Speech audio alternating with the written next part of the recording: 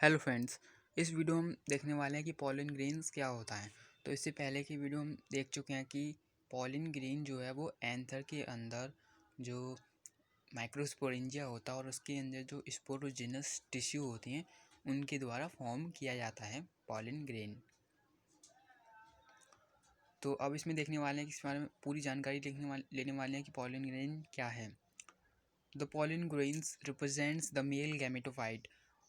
तो जो pollen grains होता है वो मेल गैमेटोफाइट को रिप्रेजेंट करता है, यानी जो मेल गैमेट होता है प्लांट्स का उसको रिप्रेजेंट करता है। पॉलन ग्रेन मेल गैमेट नहीं होता है, इसको आप लाइन को ढंग से पढ़ना। वो मेल गैमेट नहीं होता है, वो रिप्रेजेंट करता है। मेल गैमेट तो एक्चुअली में पॉलन ग्रेन के अंदर होता है। पॉलन ग्रेन तो सिर्फ एक खोला है, एक बॉक्स है जिसके अंदर मेल गैमेट्स होता है। Pollen grains are generally spherical, measuring about 25 to 50 micrometers in diameter. तो जो पॉलन ग्रेन्स होता है वो स्फेरिकल शेप्ड होती है, उसकी जिस तरीके से ओवल शेप्ड होती है, डिफरेंट टाइप की शेप होती है, उसी तरीके से स्फेरिकल शेप्ड होती है। और उसका जो डायमीटर होता है वो 25 से 50 माइक्रोमीटर के बीच में होता है। It is a prominent 2 layered wall. और जो पॉलन ग्रेन्स होती हैं ये जो है 2 लेयर के द्वारा घिरा हुआ होता है, इसकी 2 लेयर्स होती हैं। The hard outer layer called the exine is made up of sporopollenin, which is one of the most resistant organic material known. तो पॉलन ग्रेन की सबसे बाहर वाली लेयर होती है वो बहुत हार्ड होती है, जिसको हम बोलते हैं एक्साइन। यानी कि एग्जिट बोले तो बाहर जाना ही नहीं, बाहर वाली लेयर को नाम से आप रख सकते हैं याद। बाहर वाले लेयर को एक्साइन बोलते हैं। और ये जो लेयर होती है वो स्पोरोपोलिनिन से बनी हुई होती है। और ये जो स्पोरोपोलिनिन है ये अब तक का दुनिया का सबसे ज़्यादा मोस्ट रेसिस्टेंट ऑर्गेनिक मटेरियल है। यानी कि ये बहुत ज़्यादा रेसिस्ट कर सकता है चीज़ों को अपने against. It can withstand high temperature and strong acids and alkali. तो ये जो है बहुत ही हाई टेम्परेचर में भी अपने आप को बचा के रख सकता है स्पोरोपोलिनिन। चाहें तो आप इसको ज्वालामुखी के अंदर फेंक दीजिए, लेकिन तब भी जो है अपने आप को ये बचा लेगा, यानी कि बहुत ही ज़्यादा रेसिस्टेंट है। और कोई कितना भी स्ट्रॉन्ग एसिड एल्कली ले लीजिए, सल्फ्यूरिक एसिड ले लीजिए, हाइड्रोक्लोरिक एसिड ले लीजिए, उसमें डाल दीजिए, लेकिन इसको कुछ नहीं होने वाला। इतना ज़्यादा रेसिस्टेंट मटेरियल है स्पोरोपोलिनिन।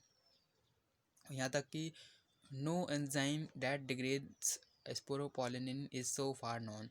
तो अभी तक ऐसा कोई एंजाइम्स, कोई केमिकल नहीं पाया गया है जो कि स्पोरोपोलिनिन को डिग्रेड कर सके, उसको गला सके। तो बस आप समझ लीजिए कितना ख़तरनाक ये मटेरियल है स्पोरोपोलिनिन, जिससे कि जो है पॉलन ग्रेन को बचाया जाता है। Pollen grains exine has prominent apertures called germ pore where sporopollenin is absent. तो पॉलन ग्रेन में जो है एक बाहर एक ऐसा छोटा सा जो है एपर्चर होता है, एक छोटा सा छेद होता है जिसको हम बोलते हैं जर्म पोर। एक ऐसा पोर होता है यानी छेद होता है जिसको हम जर्म पोर बोलते हैं, जहाँ पे कि स्पोरोपोलिनिन जो है एब्सेंट होता है, वहाँ पे स्पोरोपोलिनिन नहीं होता है। तो ऐसा क्यों होता है वो आप सोचिए। Pollen grains are well preserved as fossils because of sporopollenin। तो इसी स्पोरोपोलिनिन की वजह से जो है पॉलन ग्रेन को हम फॉसिल की तरह प्रिजर्व कर सकते हैं, यानी कि कई सदियों तक, कई सालों तक इसको बचा के रख सकती हैं, क्योंकि इसको सालों सालों तक कुछ नहीं होने वाला स्पोरोपोलिनिन की वजह से। The inner wall of pollen grain is called the intine. तो पॉलन ग्रेन की जो अंदर वाली लेयर होती हैं, 2 लेयर होती हैं, एक्साइन और इंटाइन। एक्साइन बाहर वाली लेयर जो कि स्पोरोपोलिनिन से बनी हुई होती है, तो अंदर वाली को हम बोलते हैं intine. It is a thin and continuous layer made up of cellulose and pectin. तो जिस तरीके से एक्साइन जो है स्पोरोपोलिनिन से बनी होती है, उसी तरीके से जो इंटाइन लेयर होती है वो सेल्यूलोज और पैक्टिन से बनी हुई होती है। और ये कंटिन्यूअस लेयर है, यानी कि सब तरफ से जो है ये सेल्यूलोज और पैक्टिन से घिरी हुई है, कहीं से भी इसमें छेद नहीं है। जिस तरीके से एक्साइन में एक जगह छेद था जहाँ पे स्पोरोपोलिनिन जो है एब्सेंट था, उसको हम उस छेद को, उस पोर को हमने बोला था जर्म पोर। उस तरीके से इसमें कुछ भी जो है छेद नहीं है, ये पूरी तरीके से कंटिन्यूअस है, लगातार सब तरफ से घिरी हुई है intine. When the pollen grain is mature, it contains two cells, the vegetative cell and the generative cell. तो pollen grain जब मेच्योर होता है, जब बड़ा होता है, तो इसके अंदर दो सेल्स होती हैं, पहली वेजिटेटिव सेल, दूसरी generative cell. The vegetative cell is bigger, has abundant food reserve and a large irregularly shaped nucleus. तो जो वेजिटेटिव सेल होती है वो सबसे बड़ी होती है दोनों में से, और इसके पास जो है बहुत ही अबेंडेंट मात्रा में फूड रिजर्व होता है, बहुत प्रचुर मात्रा में, बहुत ज़्यादा मात्रा में क्या है, फूड रिजर्व होता है. तो बड़ी है तो उसके अंदर मतलब कि फूड भी ज़्यादा ही होगा. और इसका जो न्यूक्लियस होता है वो रेगुलर शेप्ड होता है, यानी कि उसकी कोई शेप फिक्स्ड नहीं होती है, इरेगुलर शेप्ड होता है. तो इसमें हम देख लेते हैं डायग्राम में वेजिटेटिव सेल कौन सा है. तो ये हमारा पॉलन ग्रेन है जिसमें आपको दो सेल दिख रहे हैं, वेजिटेटिव और जनरेटिव. तो जो सबसे बड़ा वाला सेल है वो वेजिटेटिव सेल है, और जो आप न्यूक्लियस देख रहे होंगे इसका, ये इरेगुलर शेप्ड है, ना तो ये पूरी तरीके से ओवल है ना स्फेरिकल है, बल्कि और नीचे वाला जो जनरेटिव सेल है उसका जो न्यूक्लियस वो रेगुलर शेप्ड है, ओवल टाइप का है. लेकिन वेजिटेटिव सेल का जो न्यूक्लियस होता है वो रेगुलर होता है. The generative cell is small and floats in the cytoplasm of the vegetative cell. तो जो जनरेटिव सेल होता है वो बहुत छोटा होता है, और ये वेजिटेटिव सेल के साइटोप्लाज्म में ही क्या कर रहा होता है, फ्लोट कर रहा होता है, उसके अंदर ही जो है तैर रहा होता है, यानी समझ लो कितना छोटा होता है. तो आप ऊपर नीचे देख सकते हैं, ये सबसे छोटा वाला जो है वो हमारा जनरेटिव सेल है. It is spindle shaped with the dense cytoplasm and a nucleus. तो जो हमारा जनरेटिव सेल होता है वो स्पिंडल शेप्ड होता है, यानी कि जिस तरीके से कॉन्वेक्स लेंस होता है, बीच में से जो है वो चौड़ा होता है और किनारों पे से पतला होता है. तो आप यहाँ देख सकते हैं जनरेटिव सेल को बीच में से चौड़ा, किनारों पे से, दोनों किनारों पे से पतला, यानी कॉन्वेक्स लेंस की तरह है.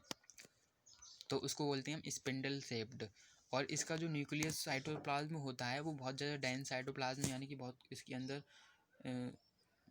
घुसुड़ पुसुड़ करके सब कुछ भरा हुआ है, क्योंकि अब छोटा है तो इसी में बनना पड़ेगा, इसी में एडजस्ट करना पड़ेगा. तो इसका जो साइटोप्लाज्म होता है वो डेंस होता है, और इसके अंदर न्यूक्लियस होता है. तो न्यूक्लियस तो ऑब्वियस सी बात है. It in over 60% of angiosperm, pollen grain are shed at this two-celled stage.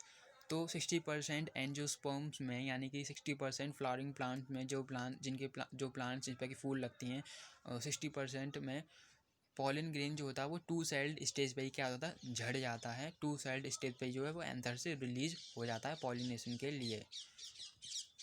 लेकिन in the remaining species, the generative cell divides mitotically to give rise to the two male gamete before pollen grains are shed. Three celled stage.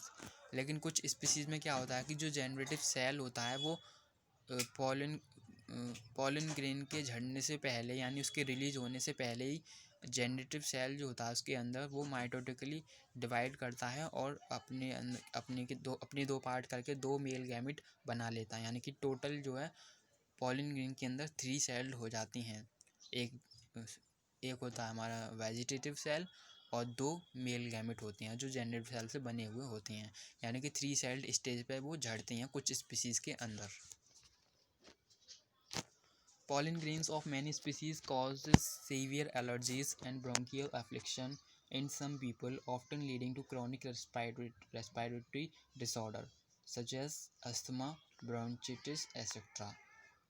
तो कुछ species के जो pollen grain होते हैं वो बड़ी भयंकर तरीके की एलर्जी कर देते हैं. अगर आपकी स्किन पे पड़ जाए, आपके हाथ पे पड़ जाए पॉलन ग्रेन, तो इतनी बुरी तरह एलर्जी कर देगा कि आप खुजा खुजा के अपने हाथ पे गड्ढा कर लेंगे. और ब्रोंकियल एफ्लिक्शन कर सकती हैं, पता नहीं क्या है ये. और इससे क्या होता है कि बहुत सारी भयंकर तरीके की रेस्पिरेटरी डिसऑर्डर हो जाती हैं, सांस लेने वाली जो बीमारियां होती हैं वो हो जाती हैं, जैसे कि अस्थमा, यानी कि सांस लेने में दिक्कत होती है, और इस तरीके से ब्रोंचिटिस, पता नहीं क्या है. Pollen grains are rich in nutrient. तो पॉलन ग्रेन्स क्या है, बहुत ही ज़्यादा रिच है न्यूट्रिएंट्स में, यानी इसके अंदर क्या है, न्यूट्रिएंट्स होती हैं बहुत सारी. It has become a fashion in recent years to use pollen tablets as food supplement. यानी कि अभी कुछ सालों में ऐसा फैशन से चल गया है, एक ऐसा ट्रेंड से चल गया है कि पॉलन ग्रेन को जो है खाने के तौर पे टैबलेट की फॉर्म में खाया जाता है. कुछ सालों से ऐसा ट्रेंड चलने लगा है. और कहाँ चलने लगा है, In Western countries, a large number of pollen products in the form of tablets and syrups are available in the market. तो पश्चिमी देशों में, north America, south America, Europe वगैरह में, यानी कि पश्चिमी देशों में ऐसा मतलब मार्केट में जो है पॉलिन के प्रोडक्ट जो आपको मिल जाएंगे टैबलेट के फॉर्म में, सिरप के फॉर्म में, आसानी से मिल जाएंगे बाज़ार में। तो आप नीचे देख सकते हैं, ये आपको ये जो गोलियां दिख रही हैं ये कोई दवाई ववाई नहीं है, ये पॉलिन की टैबलेट्स हैं जिनको लोग खाते हैं, पता नहीं क्या होता है। Pollen consumption has been claimed to increase the performance of the athletes and race horses।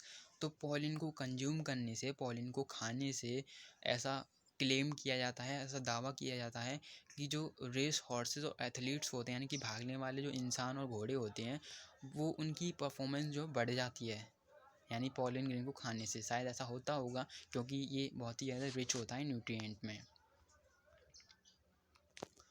Once they are said, pollen grains have to land on the stigma before they lose viability if they have to bring out fertilization। तो pollen grain अगर एक बार जो है anther से मतलब झड़ जाएं, anther से रिलीज हो जाएं, तो उनको जल्द से जल्द, जितना जल्दी हो सके उतने जल्दी स्टिग्मा पे लैंड करना पड़ता है ताकि वो फर्टिलाइजेशन कर सकें।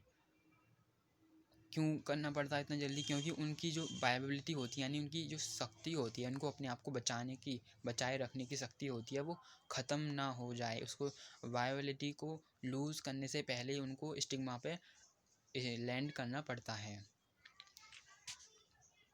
How long do you think the pollen grains retains viability? तो क्या लगता है आपको कि जो पॉलिन ग्रेन्स होते हैं वो कितनी देर तक अपने आप को बचा के रख सकते हैं? The period for which pollen grains remains viable is highly variable and to some extent depends on the prevailing temperature and humidity।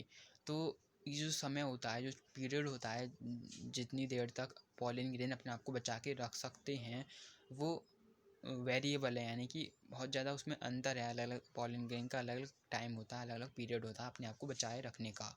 और ये कुछ हद तक जो है एनवायरनमेंट के टेम्परेचर पे, यानी एनवायरनमेंट में क्या टेम्परेचर ज़्यादा है, कम है, और कितनी नमी है, यानी कि हवा में कितना पानी है, उन सब चीज़ों पे भी डिपेंड करता है कुछ हद तक। In some cereal such as rice and wheat, pollen grains lose viability within 30 minutes of their release and in some for few months। तो कुछ cereals में जैसे कि चावल, गेहूँ वगैरह में जो pollen grains होती हैं वो मात्र 30 मिनट के अंदर अपनी शक्ति को, अपने आप को बचाए रखने की शक्ति को खो देते हैं, यानी कि 30 मिनट के अंदर उनको जो है जल्दी से जल्दी स्टिग्मा पे लैंड करना होता है। तो समझ लो कितना मुश्किल काम होता है उनके लिए, पॉलन ग्रेन के लिए। और कुछ के अंदर जो है वो अपने आप को कुछ बहुत महीनों तक, मतलब कुछ महीनों तक अपने आप को बचा के रख सकते हैं। तो उनके लिए तो अच्छा है जो कई महीनों तक बचा के रख सकते हैं, लेकिन जिनको 30 मिनट के अंदर अपने लैंड करना होता है स्टिग्मा पे, उनके लिए थोड़ा मुश्किल काम होता होगा। You may have heard of storing semen, sperm of many animals including humans for artificial insemination।